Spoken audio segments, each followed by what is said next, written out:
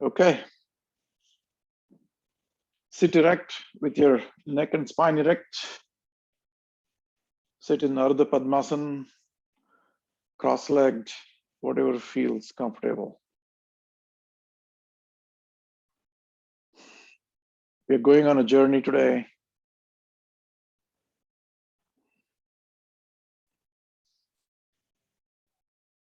Mostly inward, listening inward, looking inward.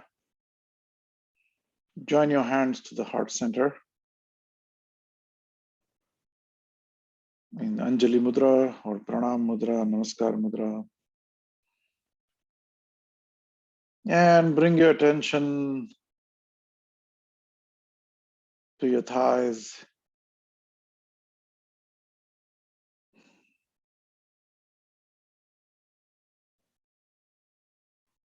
And move your attention upward to your pelvis. And move it to your torso, to the chest, to the shoulders. And as you may notice, as you're shifting your attention from part to part, the muscles around in that area dive into deep relaxation. It takes away any kind of pent up excess energy. They just relax and drop all the tensions. And bring your attention to the crown of the head.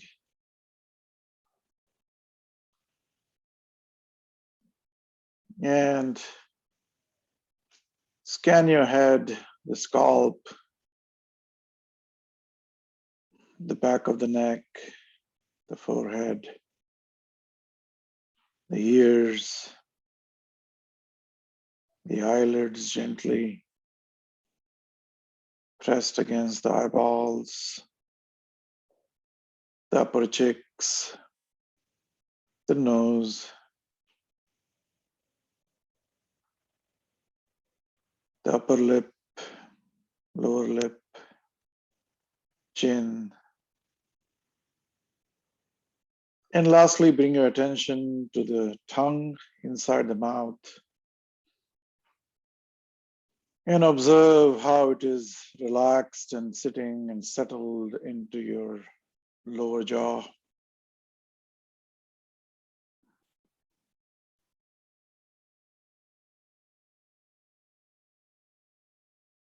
Take a deep breath.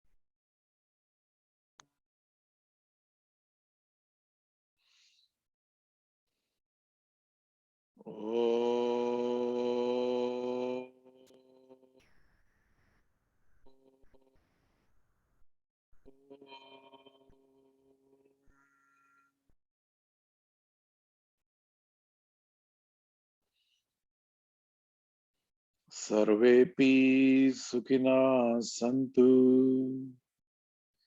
Sarve Santu Niramayah. Sarve Bhadrani Pashyantu. Ma Kashchit Dukkhamapnuyat. Om Sahana Vavatu. Sahanau Bhunaktu. Sahaviryam Karvavahai. Tejasvinavadhitamastu ma vidvishavahai. Om Shanti Shanti Shanti. Gently rub your palms.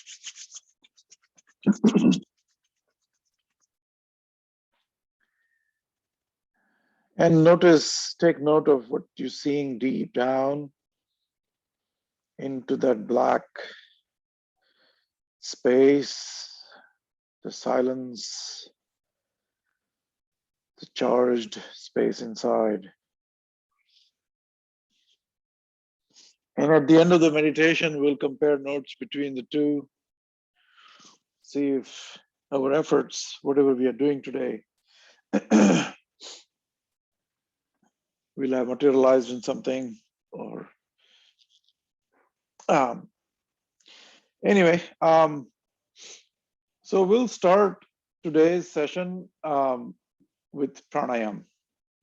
But before pranayam, we have to do some breathing techniques before we start holding the breath inward and outward. Okay. And when we start doing that, when we hold the breath out, that means the lungs are empty. And we hold the breath in, that means the lungs are full. Those are the two extremes of this pranayam technique. And we oscillate between the two. And there will be moments when you're holding the breath out and you want to breathe in, but you starve the lungs a little bit. Okay, we're not starving to 20 counts, only about 10 counts, so we should be fine. And the recent research has shown, I've been reading quite a bit about it, that pranayam generates nitric oxide in the nasal cavity, in the nasal path, in this path that goes all the way down to the lungs. It generates nitric oxide, and nitric oxide is highly, how do I say, deterrent to any kind of microbes, so that the nasal cavity is free of any infections. And we know we are into this unprecedented times with COVID, and some researchers have proven that it actually can affect the COVID-19 virus. And I'm not talking about what we have been doing for thousands of years or anything, but this is a recent research that when you take long, deep breaths, and when you hum with this omkar or with Brahmari, the Brahmari that we do, that kind of holding the breath and gently releasing it with this vibration in the throat, and that humming actually does create more nitric oxide, as they say. And who knows? I mean, we have to keep trying whatever we can, and daily practice of pranayam and humming of omkar, or the ujjayi pranayam, as we say that ujjayi, we do this. That's a deep humming. And we also do high-pitched humming. So that's like a bee, like the bee trying to collect, honey from all these flowers. That's the bee we are trying to imitate. But it's also, they say, that is the hum of the universe. That hum of the universe is very, very close to the humming of the omkar, But with that, I think we should start with Kapalabhati breathing, not Kapalabhati pranayam. We are going to do breathing, and we'll start with single nostril breathing first. And what that does, it balances your nadis. Nadis are the two main meridians, energy channels along the spine, and they crisscross each other at every one of these chakras. So they start at the Muladhara chakra, which is at the base center, which is at the perineum. They start at that, and there is a reason why Ardha Padmasana is good. They say that you put your right foot on top of the left thigh, is because the left thigh and the foot is under, and the left nadi starts first. and then the right nadi starts. So we are kind of imitating that and crisscrossing the channels at the legs level. Okay. All right. With that, let's gently close your eyes. You can sit in Chin Mudra and assume Vishnu Mudra like this. So you close your ring finger and middle finger and keep your index finger and pinky out. I'm sorry. The index finger and the middle finger in, and the ring finger and the pinky out like that, and the thumb out like that. This is the Vishnu Mudra. Okay. And with the Vishnu Mudra, what we're going to do is we're going to alternate breathing like this. Okay. Or we are going to use to close the left channel and the right channel. But right now we're going to only close the left channel. Okay, so close your right and open the left. Sorry, I'm a little distracted because we have some family emergency with the COVID, and my mind is a little bit distracted with that. So anyway, close your right.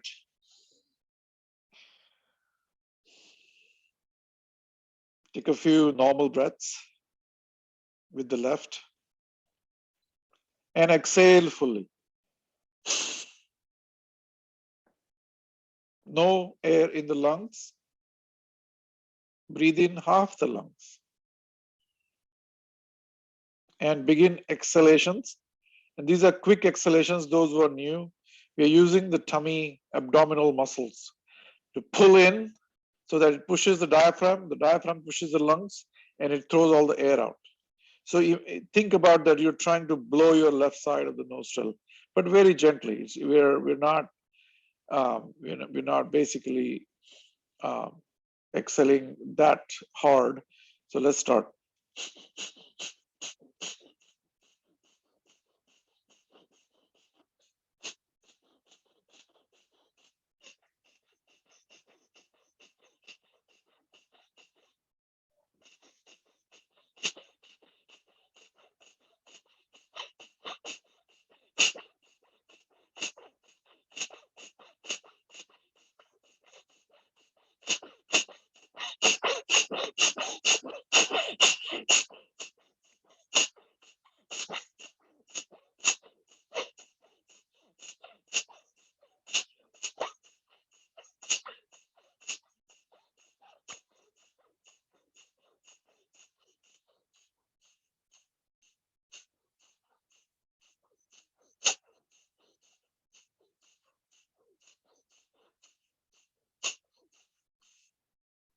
And stop. And take a couple of normal breaths here.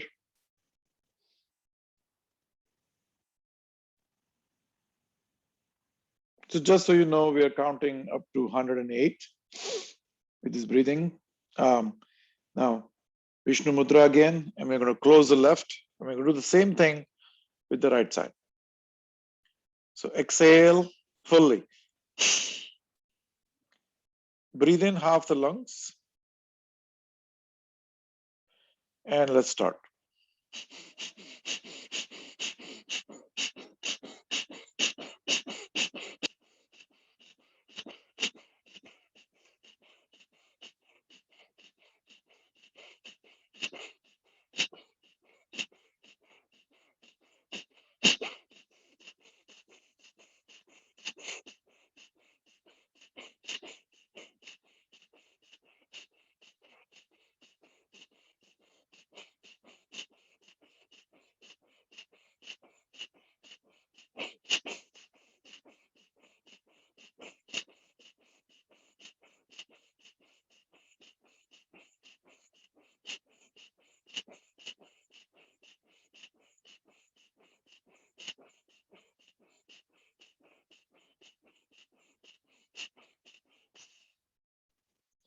Exhale fully.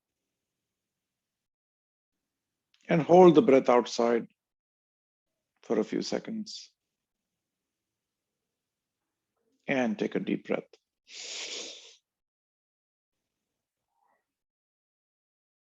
And slow, controlled exhale. constrict your epiglottis and hear yourself breathing out.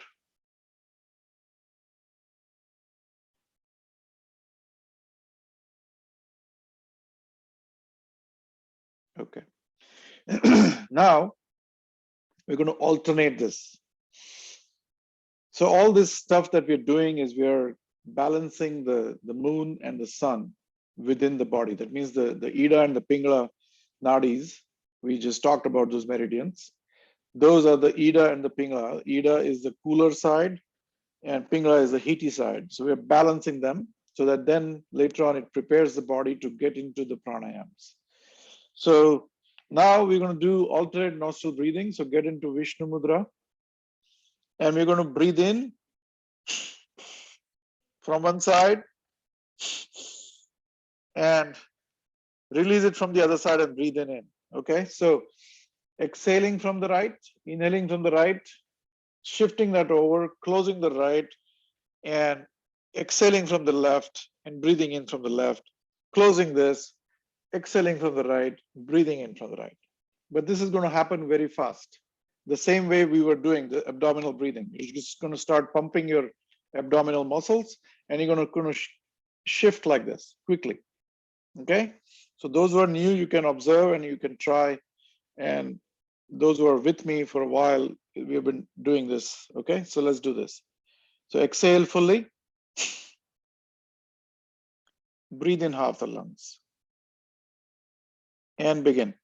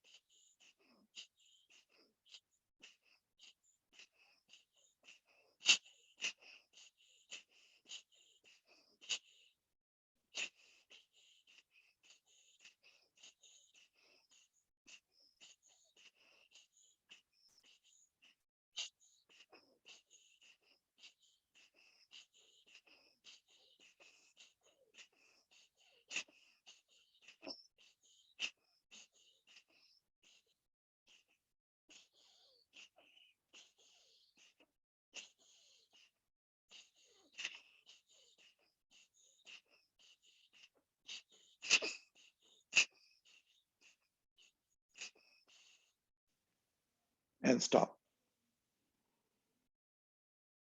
And hold the breath outside.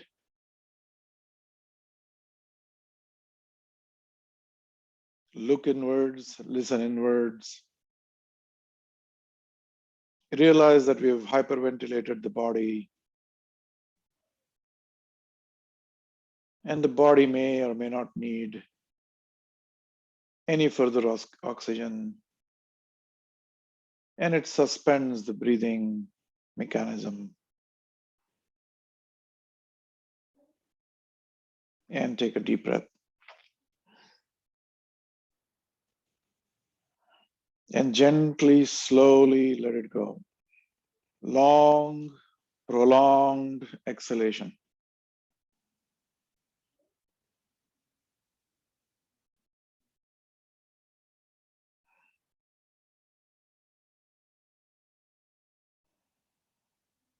Prolonged inhalation. Prolonged exhalation.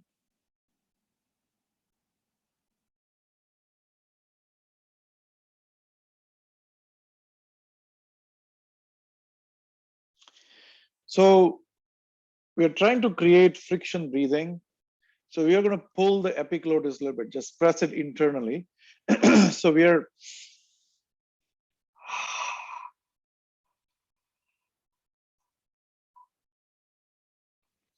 so when you hear yourself breathing out with the friction, you just close your mouth, leave that friction there, and just exhale through your nose. Okay. So that prolonged inhalation with the friction here, and immediately prolonged exhalation with the friction at the throat. Okay. So that is called the Ujjayi breathing.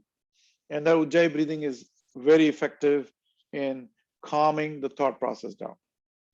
And what we are trying to create is the left chattering mind is constantly chattering. There's one thought of the other, one thought of the other. And we never see that gap. With this, whatever we are doing, we're creating that gap between the two thoughts. And when you create that gap between the two thoughts, the witnessing element, the being inside, suddenly goes beyond. It passes through this silent gap in between. That silence between the two thoughts, we're trying to make that wider and wider, wider and wider. We are trying to also do the gap between the inhalation and exhalation wider and wider. You may notice that. So when you breathe in, the breath goes in and it turns around. That turning point, there is a slight pause there. Notice that pause.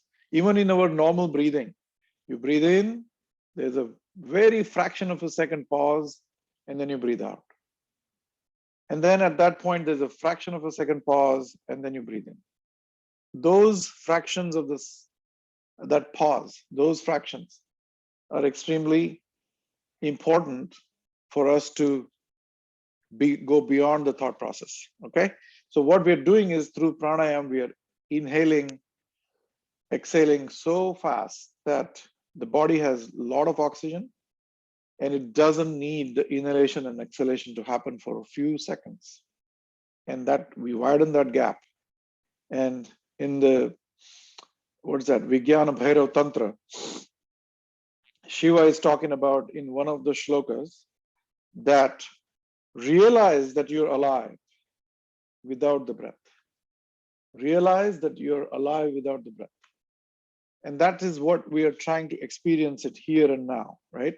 We are generating a situation whereby the suspension of the breathing process, suspension of the thought process, we're just creating this mental space for us to go beyond and experience something beyond. So we're slowly marching towards it. Okay.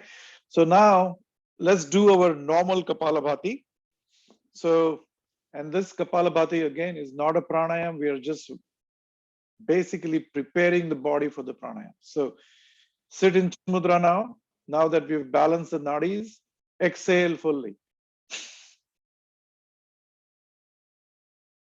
Inhale half the lungs. And begin exhalation and inhalation using your tummy muscles. Now, now what we have to do is pull your anus up. Don't tighten it too much, but just gently pull your anus up. When you pull the anus up, what happens is the perineum also gets pulled in, okay? Because we don't have any muscles at the perineum to control. But when the perineum is pushed, it pushes and activates the Muladhara chakra down there, okay? All right. So exhale fully again. Inhale half the lungs.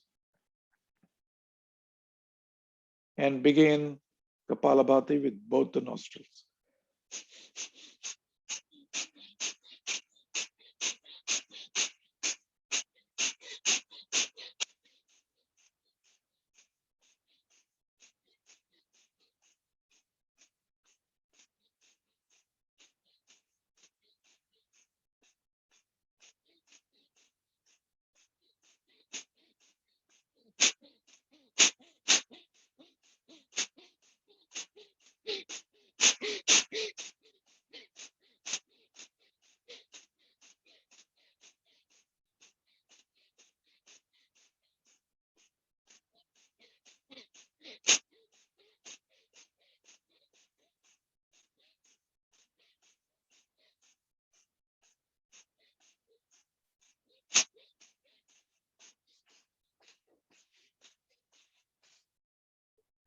Exhale fully. Hold the breath out.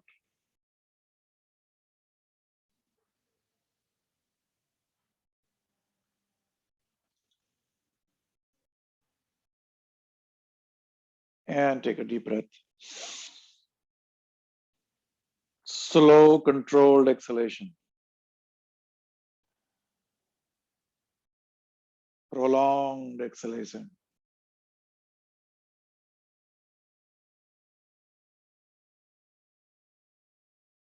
And when you exhale,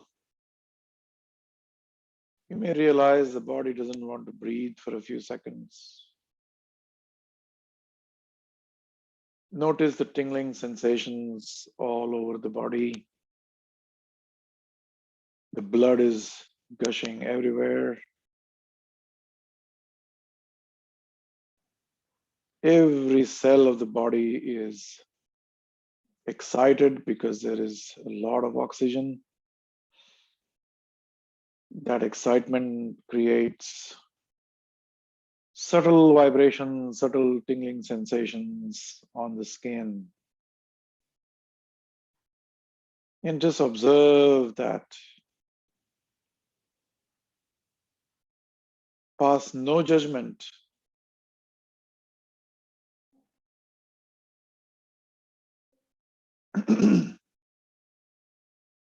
Take a deep breath. And exhale fully. Breathe in half the lungs. And begin Kapalabhati.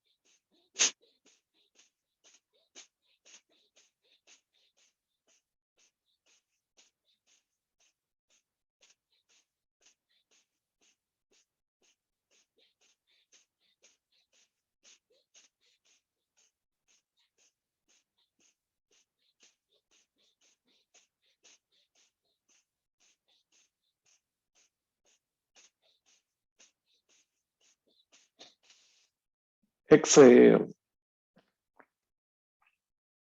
Hold the breath out.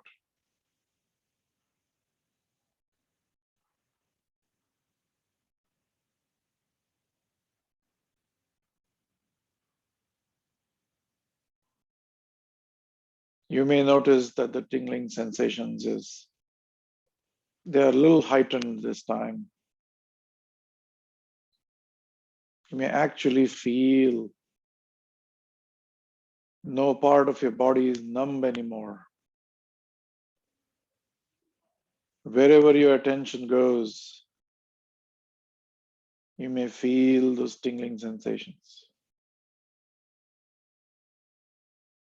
The entire body is in cosmic dance.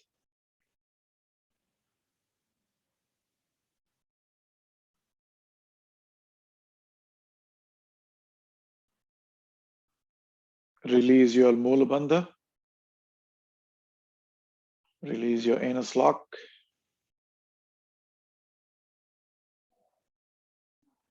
And observe that the body doesn't want to breathe.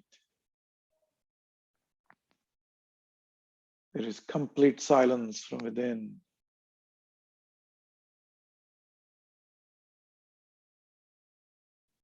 Just observe that silence dispassionately.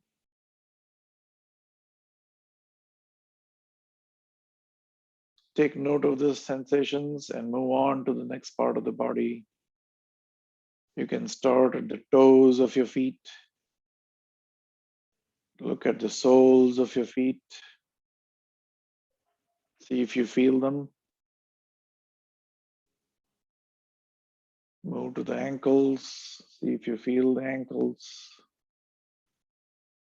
Calf muscles, shin. And if you find any part is still sleepy, if you don't feel any sensation over there, stop there for a second. Give that attention to that part, and it will wake up. And move on to the knees. And note your thighs.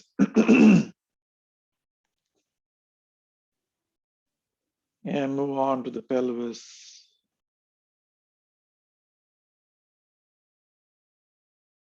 The tummy, the chest, the back. Look at your entire back and see where all there are numb positions, numb spots.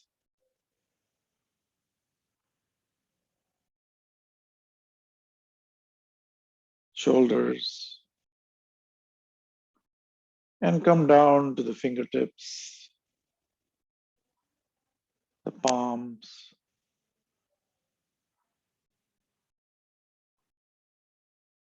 the wrists, forearms, elbows,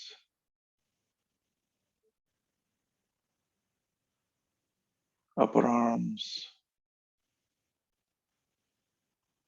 and the front part of the neck, the chin, the cheeks, lips, nose, eyes, the forehead. You may feel those sensations. If you don't feel, do not despair. It's okay. Don't let your pendulum go left or to the right. Stay in the between. The stopping of the pendulum is stopping of the time. Through this journey, see if we can take that quantum leap beyond the time-space phenomena.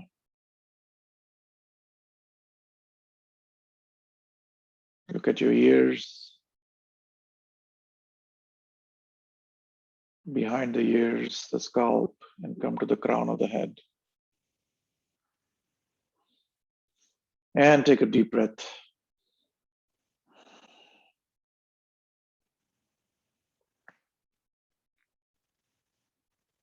Now we're going to do Kapalabhati Pranayam. Now that we've woken up the entire body, we are ready to do some pranayams. So we typically have been doing Kapalabhati breathing techniques, but we haven't done the Kapalabhati pranayam. So what we're going to do is we're going to do 21 strokes only. Instead of 108 strokes, 21 strokes. And then we'll close the right nostril, breathe in through the left nostril, put the Jalandhar Bandha.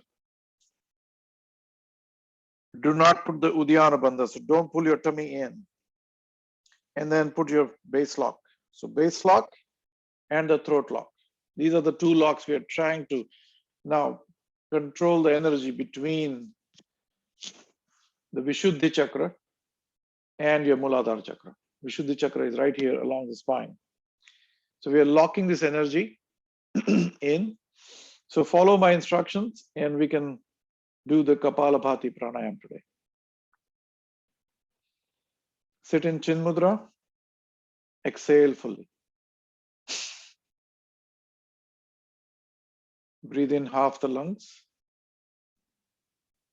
And let's count 21.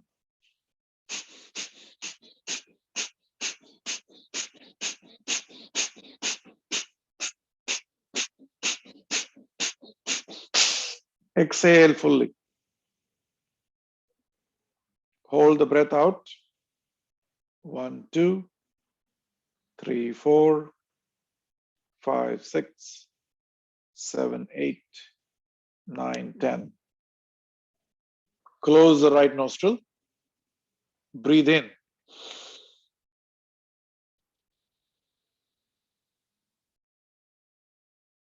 With the lungs full now, put the chin lock. Press your chin against your chest and put the Muladhara chakra lock, Mula Bandha. 1, 2, 3, 4, 5, 6, 7, 8, 9, 10. Release the chin lock. Keep the base lock on. Close your left nostril. And exhale, controlled exhale from the right side.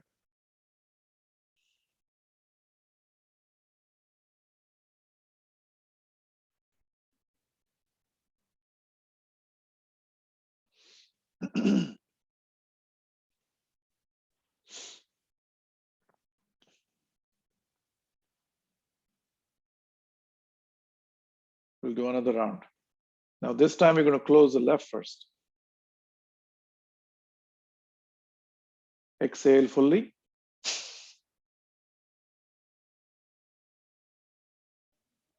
Put the base lock. Mula bandha. Pull your anus in. And begin.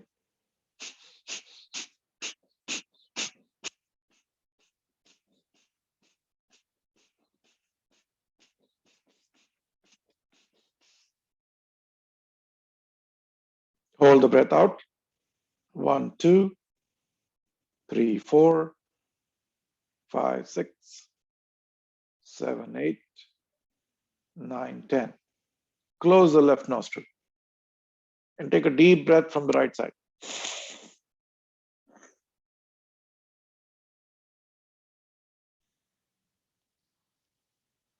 Chin lock. Release your tummy. 1, 2, 3, 4, 5, 6, 7, 8, 9, 10. Release the chin lock. Close the right nostril. And exhale through the left.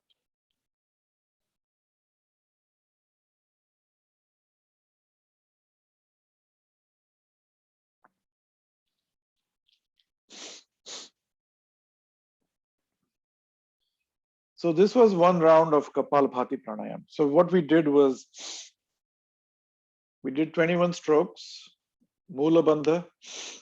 We held the air out, which starved the lungs for about 10 counts.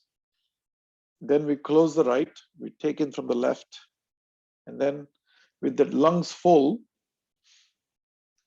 put the chin lock, and the Mula Bandha is always there. We counted 10, and then we close the left and release it from the right. And then we did the opposite. So that was one round of the Kapalabhati Pranayam. Okay. Now,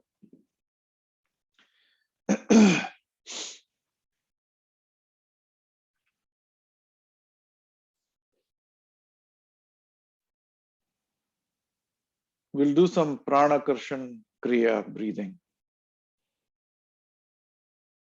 Pranakarshan Kriya is nothing but the initial stages of Kriya Yoga. You may want to release your feet and sit normally. Give that leg a break. Because later on in the meditation again, we're going to sit a little bit farther longer. Take your glasses off.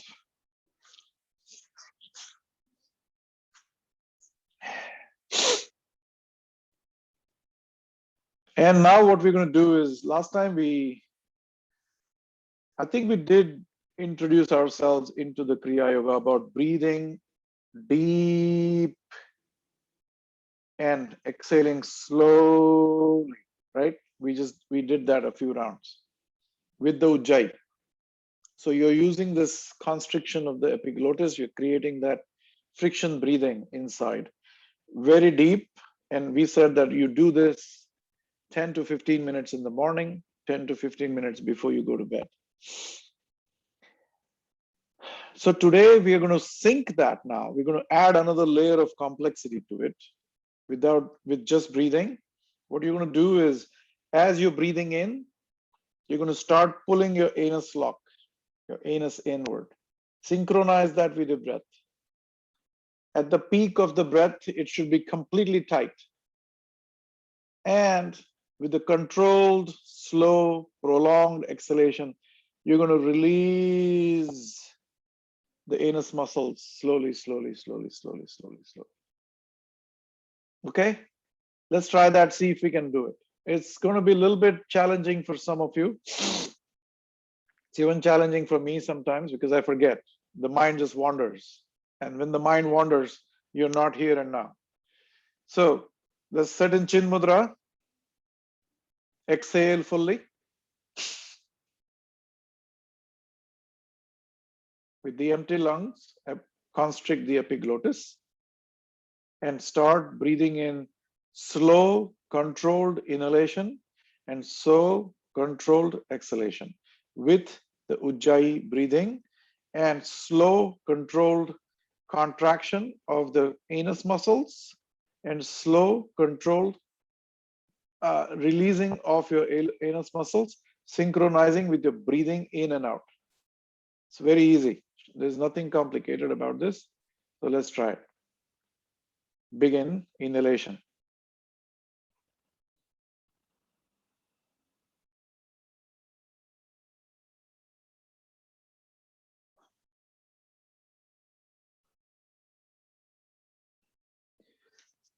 Excuse me.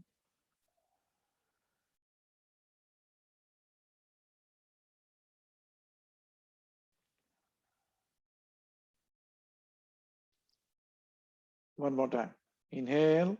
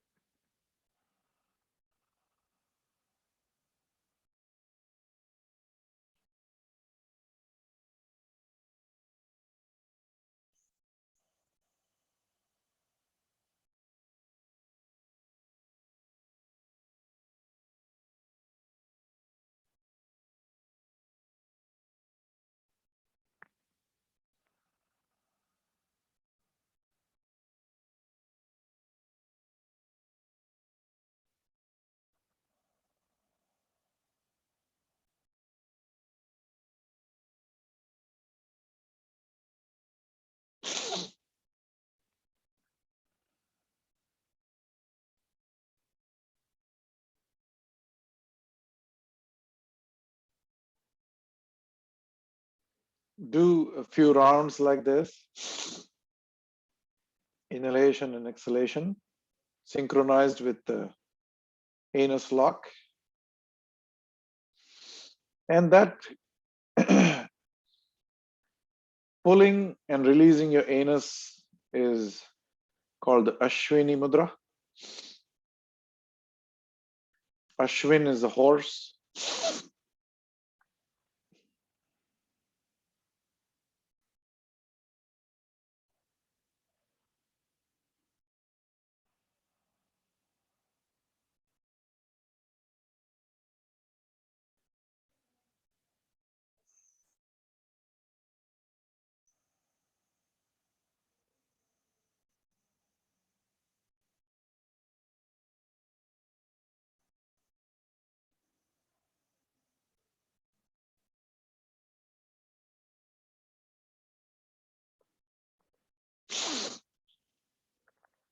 Okay.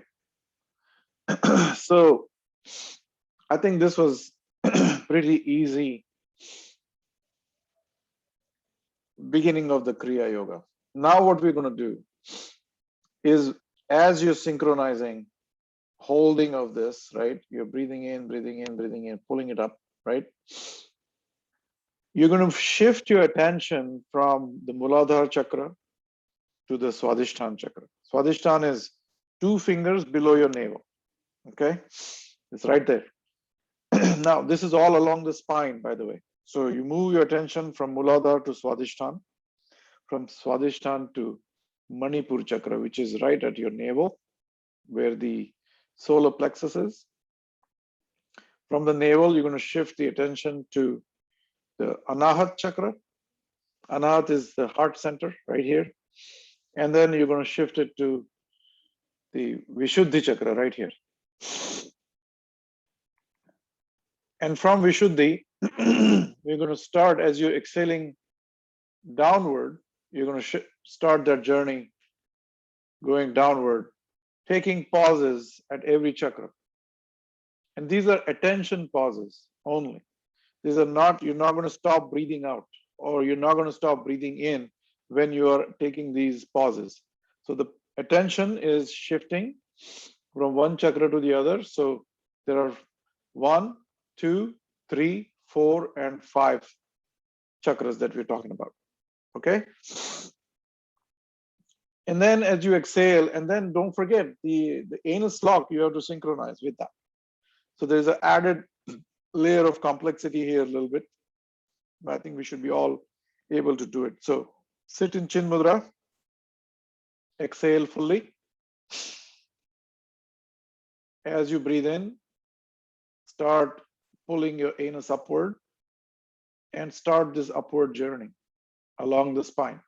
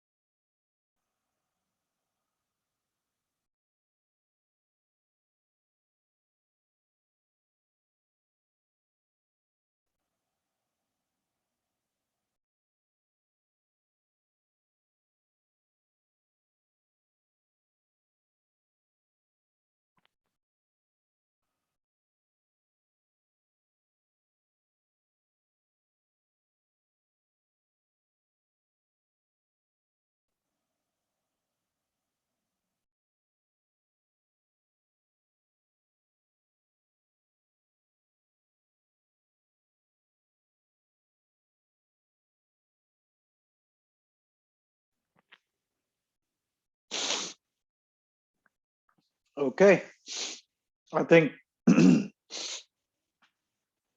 this was Prana Akarshan Kriya. Prana is the life force. Life force is generated by the oxygen. That's why it's called the Prana Vayu. And that Prana Vayu is helping us generate more prana. And the life force is now instilled more grounded than ever before. Okay. So this is the Prana Krishan Kriya. I think we all should do this. It really helps to calm any kind of anxieties that you might have. And we talked about how we all sort of the intellect is a curse in the human beings that is not there in other animals or other species. Yes, they have a little bit of intelligence, of course, you know, the nature has given them intelligence too, but the human intelligence is actually so active and so evolved, if you will, that it makes you feel separate from the reality. We feel separate from the trees, we feel separate from the other animals, we feel separate from each other. And that gives us this separate individual existence. We feel we exist separately other than that. And that gives us anxiety, the separation anxiety, as we call it. And we've talked about this before. This separation anxiety is what makes us do everything in life. The goals, the achieving, everything, everything that we're doing is in the search of getting united back with the reality. Everything that we do, all this sadhana that we're doing, all the entire yoga, meditation is all this desire to get united back to the reality, when in reality we are united, but we are perceiving it that we are separate. And that perception is happening because of our intellect. And that perception of the separation gives rise to the ego, that I can do something, right? And when you have that ego factor, the man, buddhi, chitta, and ahankar, the ahankar and the buddhi are the two most difficult things to overcome in this sadhana. And this entire sadhana, entire yoga, system of yoga is geared to go beyond man and buddhi. How do you do that, right? The moment you say how, that means you have the karta bhav. That means I have to do something. And the meditation is something that is geared for dropping the karta bhav, right? So in yogic system, according to the Ashtanga Yoga of Patanjali, there's yama niyama, asana, pranayam, pratyahar.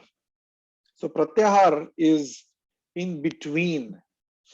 There are 3 steps on this side. There is pratyahar, and there are 3 steps on the other side, which is dharana, dhyana, and samadhi. The pratyahara in between is between dharana and the pranayam. So until yama niyama, the do's and the don'ts at the social, moral, the cleansing of the body, all of that, the do's and don'ts are here so that there is a room for ego to act. I will do certain things, I will not do certain things. The ego feels elated. Oh, wow, I did something. So there is room for the ego there. Then you come to the asana. There is room for ego to do all this complicated, convoluted poses. The ego still thinks that I'm doing something to reach the final goal. From that, we come to pranayam. The pranayam is more mental than physical. So here, the system is giving room for the mind to do something. So even if we are not outwardly doing any actions, even if the thought crosses your mind, in the yogic system, the action has happened. And that action, even that level at the physiological, psychological level, those actions are, the physiological actions are outward, the psychological actions are inward, but still it is an action. So you may have ill will for someone, you may have love for someone, you may have something for someone. All those ill wills are generating actions out there. There are repercussions for all of that. So till then, the 3 phases, yama niyama, asana, and pranayam, is about the action. The pratyahar, after the pranayam, is about pulling the senses inward. And there is very little room for us to act at that point in time, neither mentally or physically. All we are doing, or all that is happening after as a result of pranayam, is the 5 senses, the karmendriya as they call them. The karmendriyas, the jnanendriyas. The jnanendriyas are gathering information from the outer world. Okay, those jnanendriyas are collecting that information. That collection process is suspended. And what is that collection process? When we are looking through the eyes, we collect that information. I'm seeing a green tree out there. It is blah, blah, blah. All of those labeling that is happening. We're collecting that information. Somebody is talking at the background.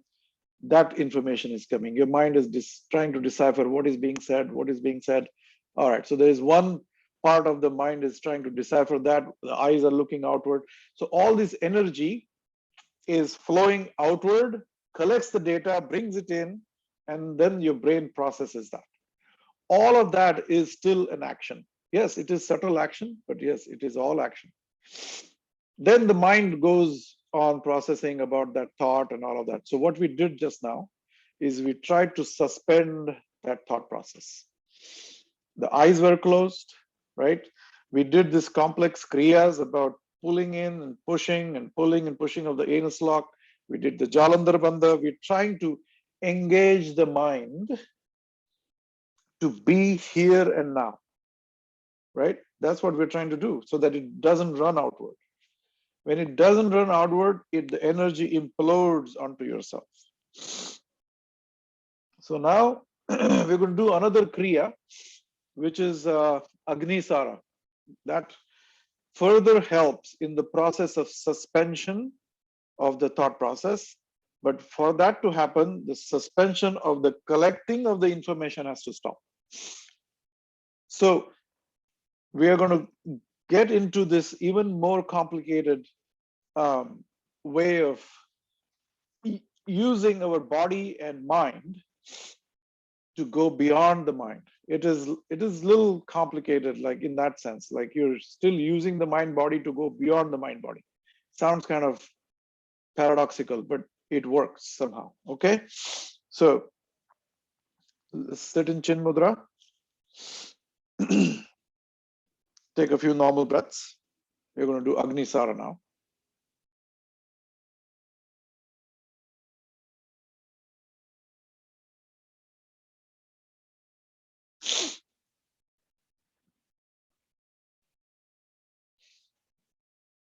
So what you're going to do, I'm going to shift myself backward a little bit so that you can see.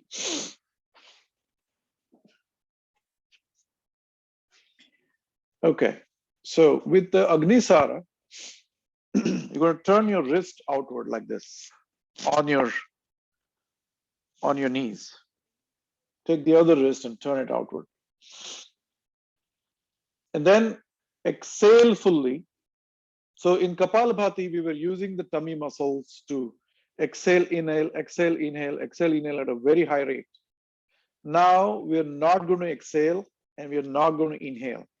So you exhale fully out and hold that breath out there. Starve the lungs, pull your tummy in as much as you can and release it. Pull it in and release it. Pull it in and release it. Okay. Now that can be also called the flapping of the tummy. And we're going to do the flapping of the tummy using the tummy muscles while not breathing at all. Okay. Mula Bandha is on and we are flapping the muscles. In and out, in and out, in and out. Okay. But do it at your own pace. Okay. It doesn't have to be a competition. It doesn't have to be like we're not trying to prove a point. Remember what we just said. We're just trying to suspend the thought process. We're trying to suspend the process of collecting of the data. That's what we're doing. The moment you collect the data, the thought process starts. So if we stop this, there is no more thought here. There's nothing to process. Okay, unless there is something in the memory, which we do, we have that baggage of memory that we are creating. So every thought that comes in the mind typically is the product of the memory. So how do we then control the memory? Maybe we don't. We're not trying to control that. But we are trying to focus here and now, and that means your mind is not going in the past, in the memory, nor collecting the data from anywhere. So there is no thought process. Okay. And observe that within. If there is a thought, then there is a thought. There is nothing you can do. You can just observe that thought. Okay, here we go. Lean forward a little bit and exhale fully. Pull your tummy in. Look at your tummy so that the chin lock automatically happens. Pull your Mula Bandha.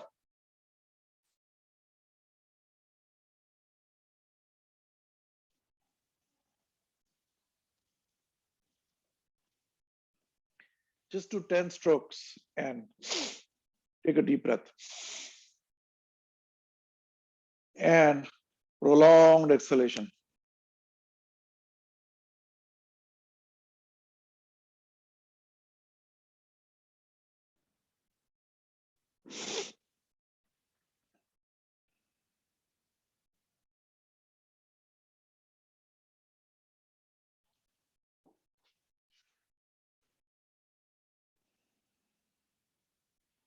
We'll do one more round.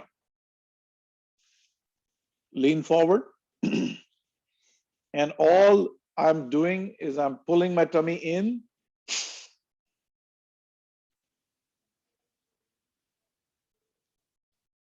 I'm pulling it and releasing it, pulling it, releasing it.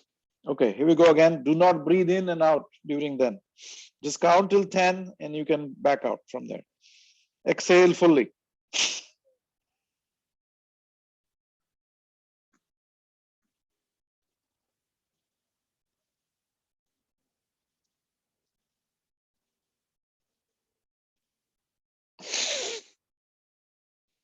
Take a deep breath.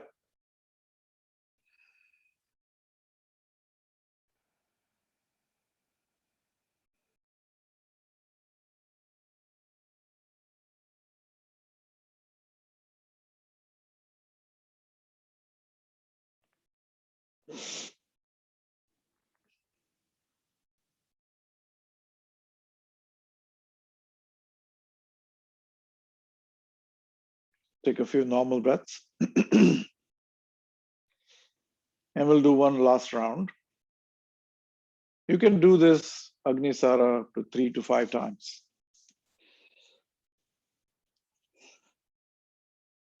Exhale fully.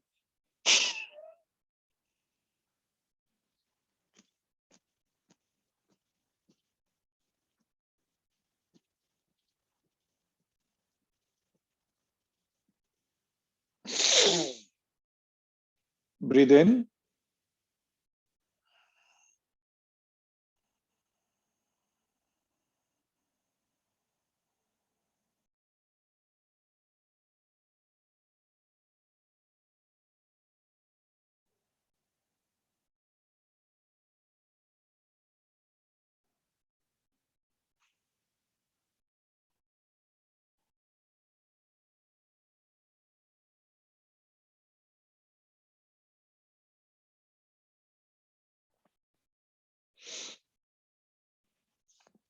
So, Yama Niyama Asana Pranayam. Pratyahara, Dharana, Dhyan, and Samadhi. No, did I miss something? Yama, Niyama, Asana, Pranayam, Pratyahara, Dharana, Dhyan, and Samadhi. Yeah, there are 8 steps. Okay.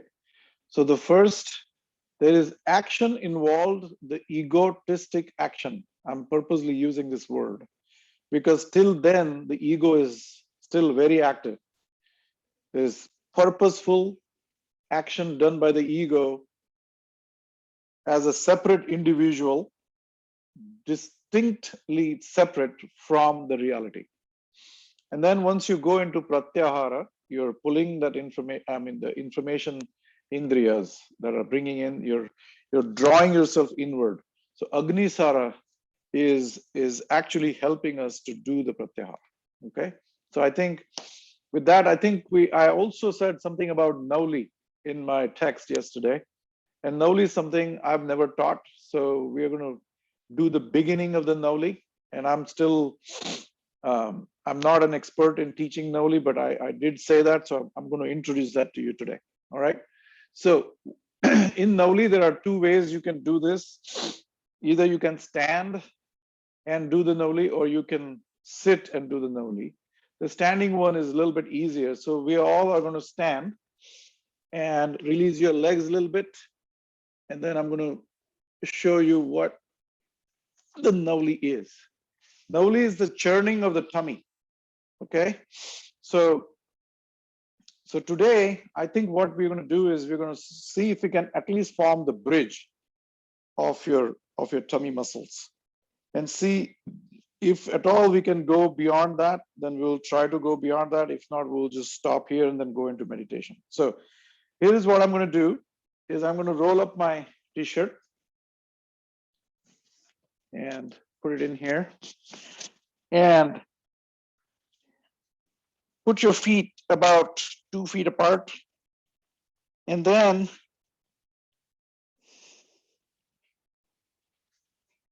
you hold your knees like this.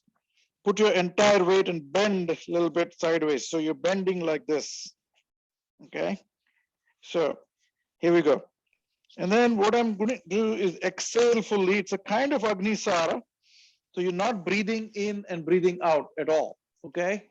So I'm going to breathe out, exhale fully. And then I'm going to pull my tummy in. And then I'm going to form a bridge right here. And then let's see if we can shift it from left to right, right to left. So here we go.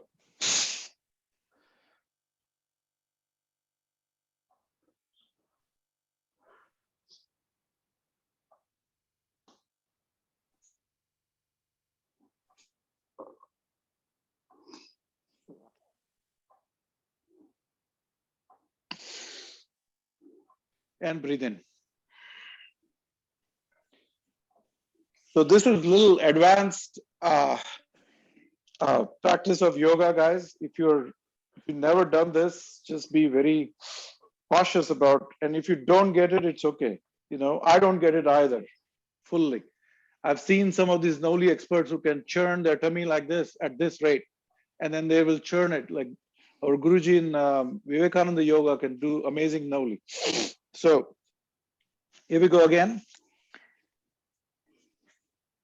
Exhale out.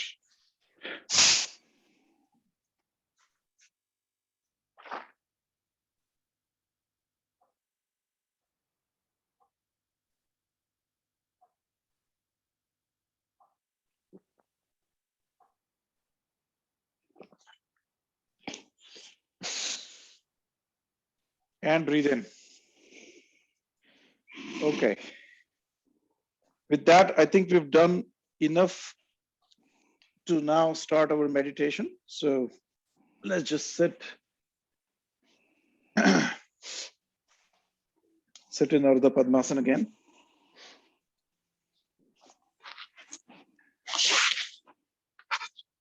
Somebody is unmuted. If you would please mute yours, that'll be good.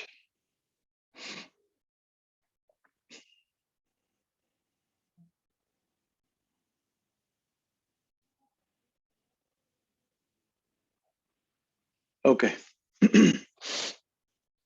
Take your glasses off, take your wristwatches out, any electronic devices, put your phones away if they're anywhere nearby.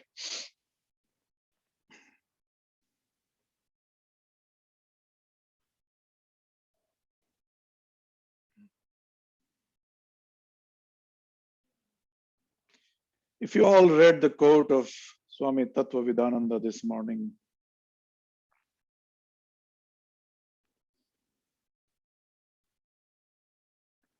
let's contemplate on that a little bit and what he's trying to say.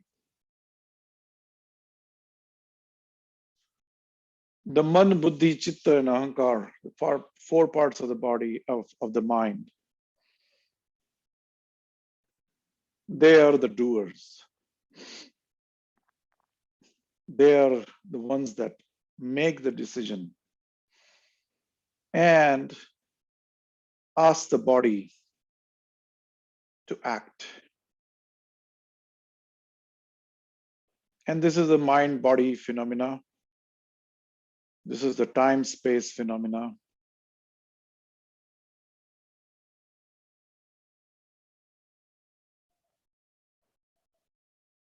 And let's see if we can make that quantum leap beyond the time-space phenomena. And beyond all this, beyond the body, beyond the mind, there is this element which is a silent witness. That silent witnessing, Krishnamurti calls it choiceless awareness. It's a witness. It does not take part in any action, whether mental or physical.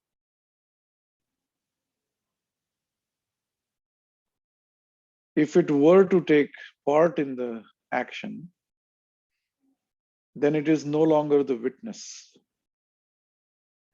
It doesn't pass any judgment. It does not act. It does not do anything other than witnessing what is happening in the mind, what is happening at the physical level, and at the psychological level. It's like a catalyst. In the presence of that witnessing, everything happens. In the presence of the stage lights, the drama happens. But those lights never participate in the drama. So that Natya Deepa, this is why the beginning of all the occasions, all this performing arts, they always light the lamp. That is the symbolic element of the witnessing that is happening. And life is a drama, as they call it. Life is Maya, Prakriti and Maya, Prakriti and Purusha, Shiva and Parvati. These are all just different ways of describing the same thing. So let's focus on our breath for a minute, because breath can be the bridge. So how does one make that quantum leap? There is nothing how about it. Just observe the breath, and the breath becomes the bridge. And you hold the finger of your father and go into the market. Similarly, you hold on to that breath and see where the father is taking you. Completely trust that finger that you're holding as a kid. You never doubt that finger. You never doubt your father or your mother. You just go wherever they're taking you. So bring your attention to the breath and complete trust and faith on that breath. You just observe the breath going in and going out. Normal breathing now. We're not manipulating the breath, because we said that any kind of manipulation, any action is of the mind and body. So now if we want to go into this choiceless awareness, we have to just observe what the mind body is doing. So the body is breathing.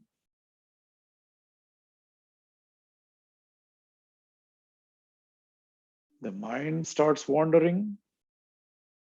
It's okay, let it wander. Just observe that the mind is wandering.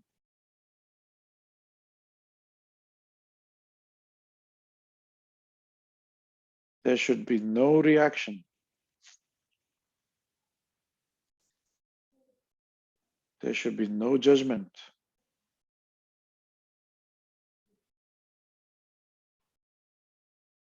And be mindful that we don't have to do anything about it. The moment you are witnessing, the action becomes of the other. The thought becomes of the other. The breathing becomes of the other, not yours. The witnessing element is not breathing in and out. It's neither thinking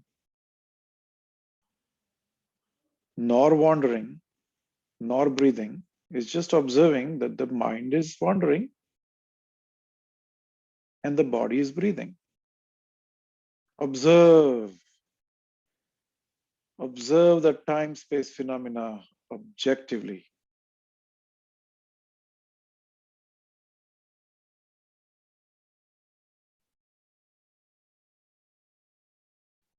And the moment the observation happens, the mind comes back. And then the mind starts being here and now, observing the breath. So the mind can observe that the body is breathing. The mind knows that the body is breathing, but the body doesn't know that the mind is wandering. There is no backward journey. So the mind has no access to the witnessing element. That choiceless awareness is just there.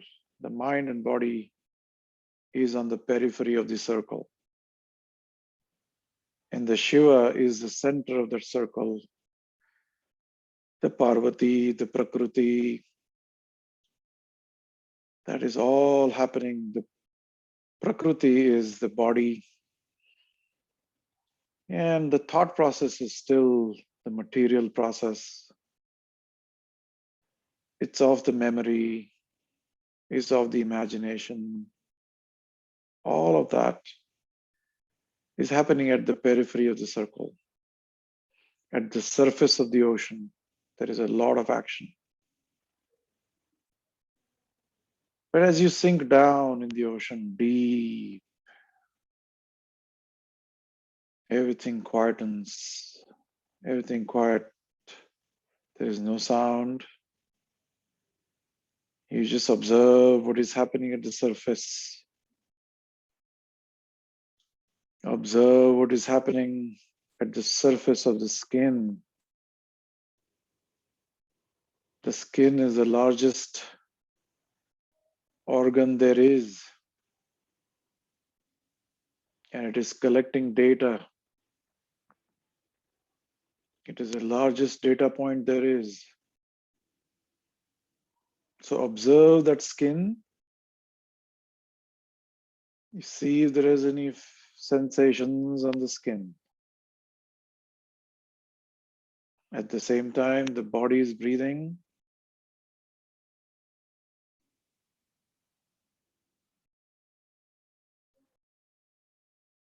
And all of this happens on the stage. The lights are just shining on it. And be careful, be mindful that without those lights, there is no drama. It's just pitch dark. So without that choiceless awareness, observing all that, choicelessly, no action is taking place.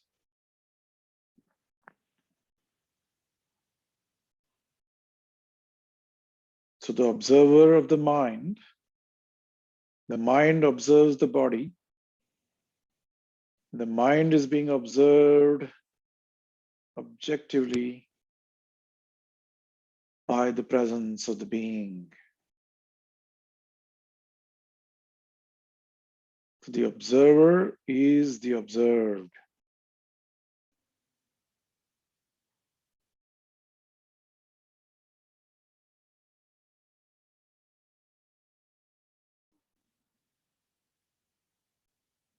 If the mind wanders, just recognize the fact that the mind has wandered, and it will immediately come back and start observing the breath again.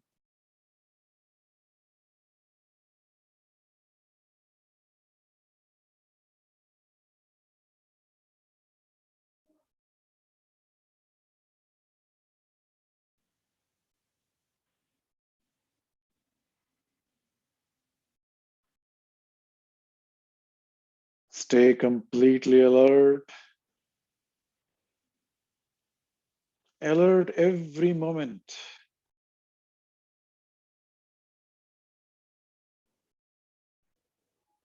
That alertness is of the being, that awareness is of the being.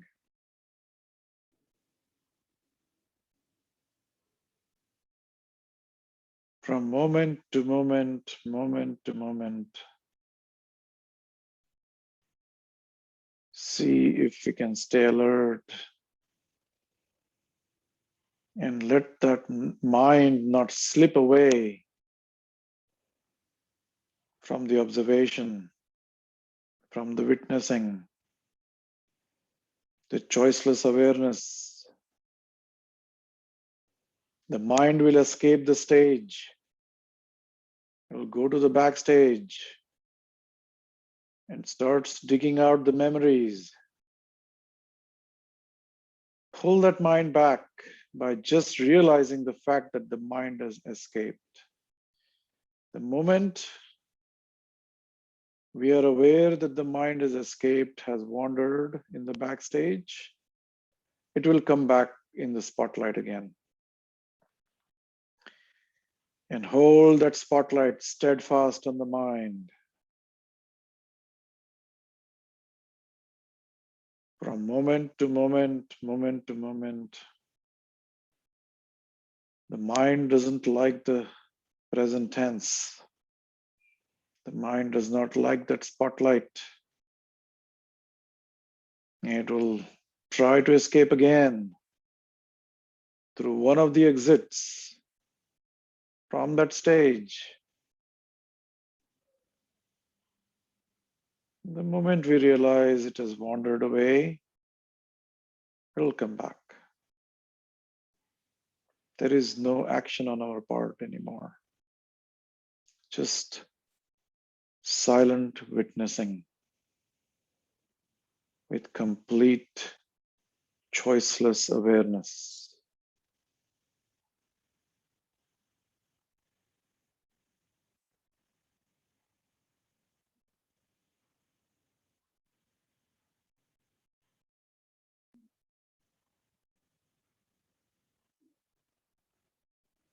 And you may notice that the breath has become shallower and shallower,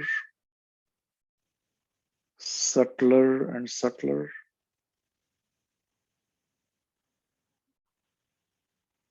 It may even stop for a fraction of a second.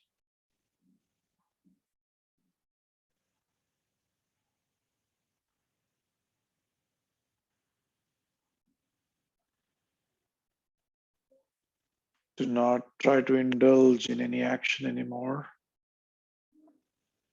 Just pure observation, pure witnessing.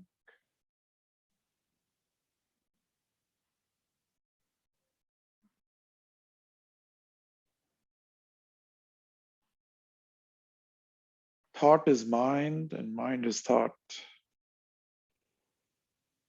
When there is no thought in the mind, then there is no mind. And we reach this stage of amaniya. It's a description by Kabir. Amaniya avastha. Mindless state of existence.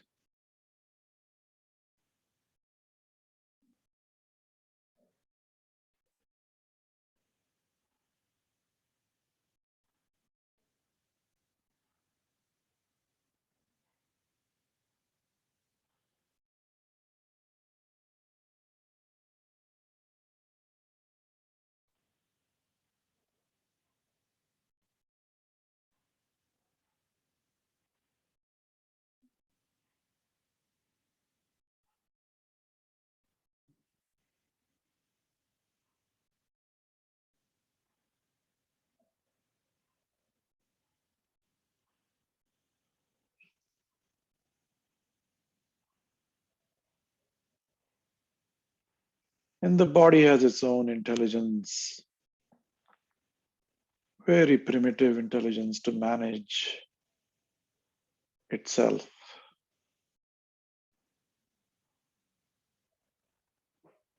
It will breathe when it wants to breathe. Just be the witnessing of whatever is happening at the physical level, at the mental level, and not jumping in that water again. We're just sitting by the bank of the river or the pond. And just observing that flowing water, the thought process, the breathing process, the heartbeats,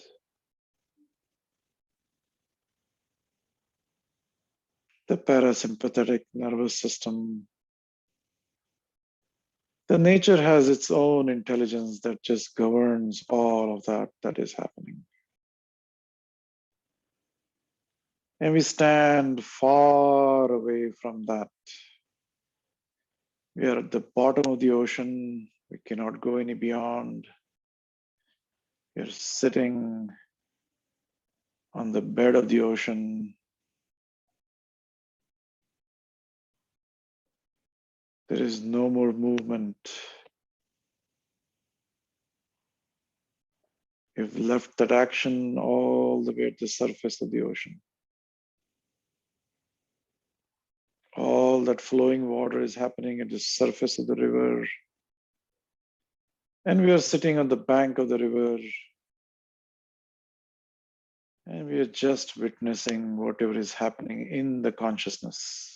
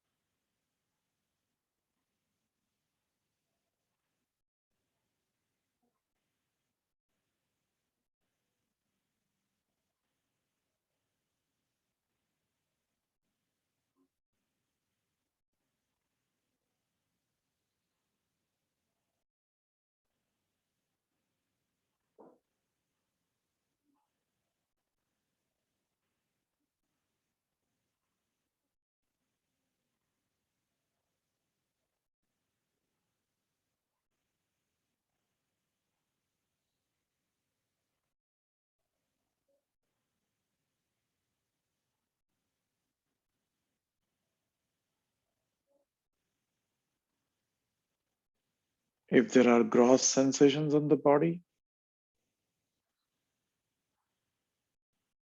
observe them dispassionately. If there is pain, know the fact that the pain is only at the body level. If there are any pleasant sensations, tingling sensations, they're only at the bodily level. Just take note of it. Some parts of the body may be numb. Some parts of the body are heated up. You may feel some coolness somewhere, some heat somewhere, some tingling sensations on the body. It's far from where we are. The witness is a pure witness. It doesn't make any decisions, only witnesses. Good thought, bad thought, noble thought. We have left all that behind.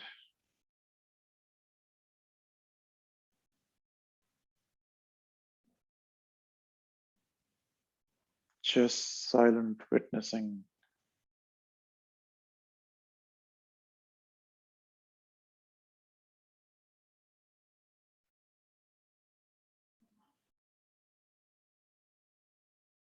Take note of the shallow breathing happening of the body. It may feel that the body has stopped breathing.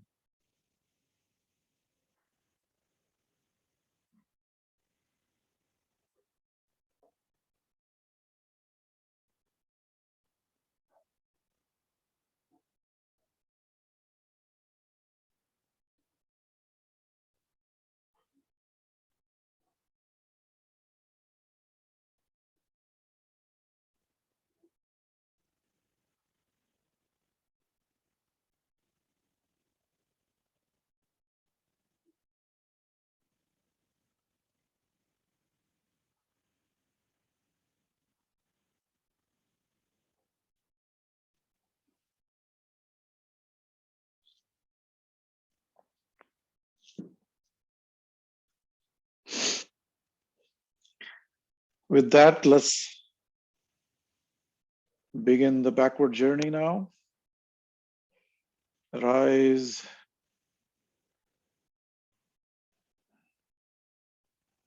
Let's come back to the surface of the ocean.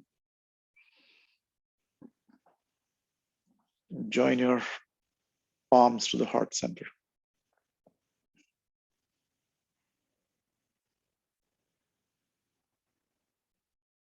And this witnessing element that we talked about is the Turiya witnessing. Turiya is the fourth stage of the mind.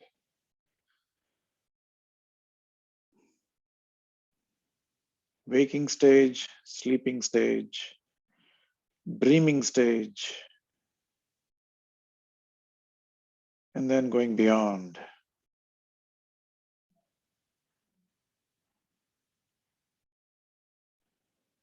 The witnessing stage. And the entire system of yoga is designed to bring us into that fourth stage of the mind of witnessing, silent witnessing. And we witnessed the childhood, infancy, we witnessed our adulthood, and we will witness the old age. And the body changes form. We are no longer that infant baby, neither adolescent kid, neither a very young 20-year-old. We are in the middle or towards the end of the adulthood, depending on where you are. The body has changed. We are no longer the same. We have left behind so many things. We no longer play with those toys. We're no longer in the school. We are probably no longer in the college anymore. We've left behind. The day we are born, we start dropping things slowly, slowly, slowly, slowly. We just keep moving forward. We left behind so many things that we cannot pick up again. We cannot pick up those toys and play with them like a child again. Similarly, someday we will drop this toy of yoga as well. All these asanas, pranayam, all of these are toys. Advanced toys, more convoluted, more complex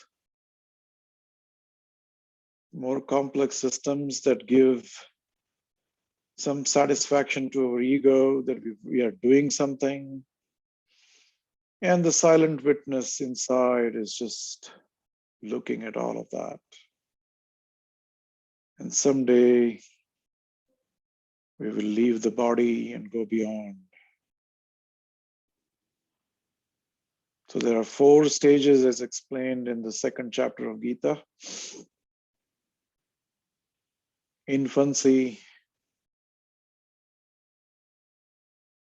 youth, old age, and beyond. That beyond stage is where meditation takes us. With that, we end our session today. Take a deep breath.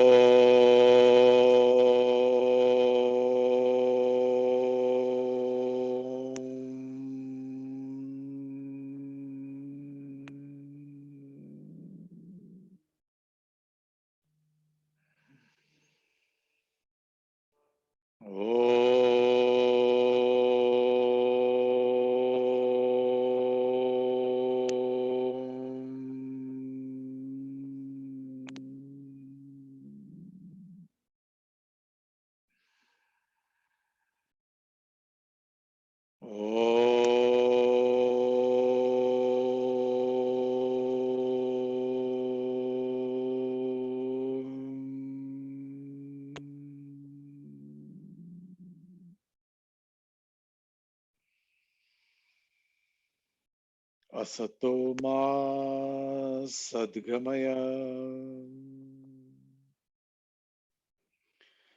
Tamaso ma jyotirgamaya.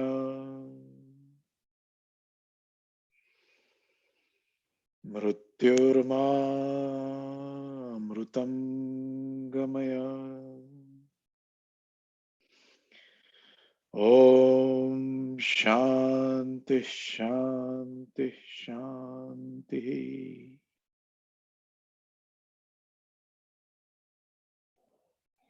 May we keep witnessing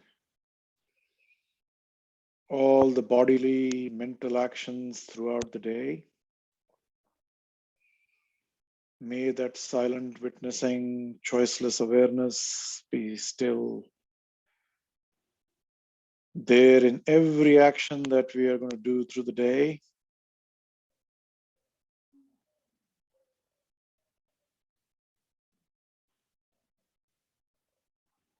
Rub your palms.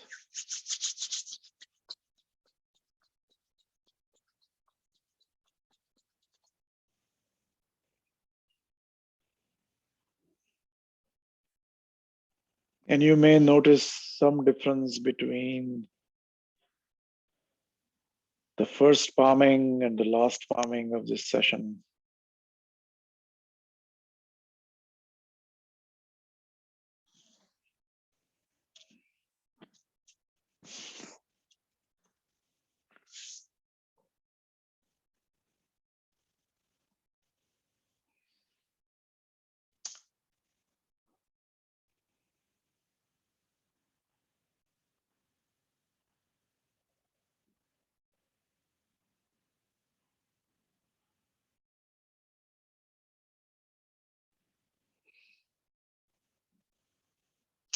Thank you very much for taking the time, guys.